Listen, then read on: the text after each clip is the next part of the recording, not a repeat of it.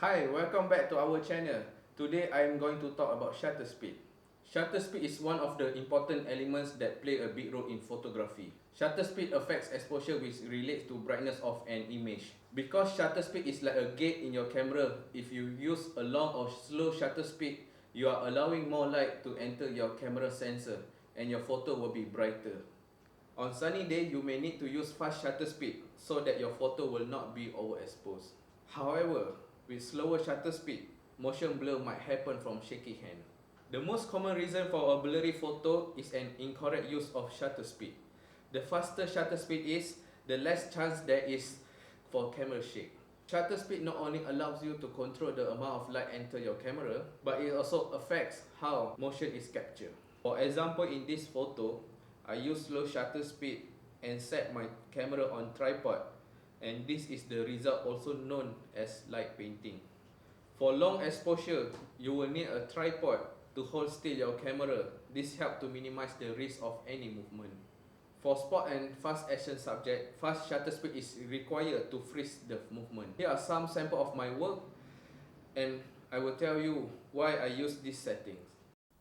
Okay, in this photo, I use shutter around 1600 to freeze the golfer action when taking off.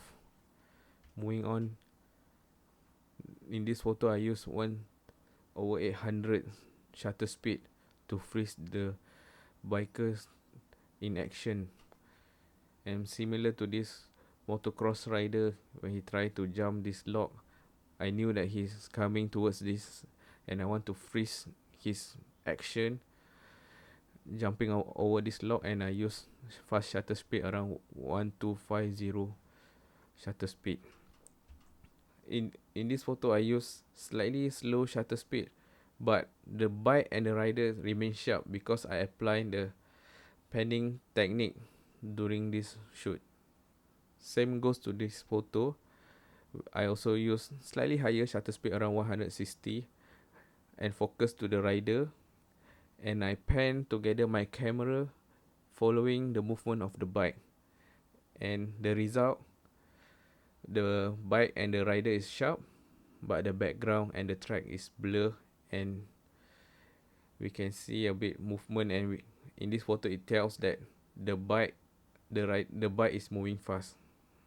Rule of thumb. For a sharp image, I highly recommend a shutter speed that equals your focal length. Example, if you are using 50mm lens, never use a slower shutter speed than 1/50 when you hold the camera. This is to prevent motion blur caused by shaking hand. So if you are using 200mm focal length lens, means your shutter should be 1/200. Normally when I have to use slower shutter speed than my focal length, I will try to hold my camera still and switch on VR or eyepiece to reduce the vibration. For my past experience to photograph people during conference, events, weddings, I usually use 80 to 125 or slightly higher around 160 to 250 shutter speed when my subject is moving or walking fast, even though I'm using 50mm or wider focal length. This is because I want to make sure my subject is sharp and no motion blur. If slower than that, my picture will get blurry due to human movement. Okay, I hope you learned something new today. Please like and subscribe and leave a comment below for any question. If you want to learn about aperture, click this video.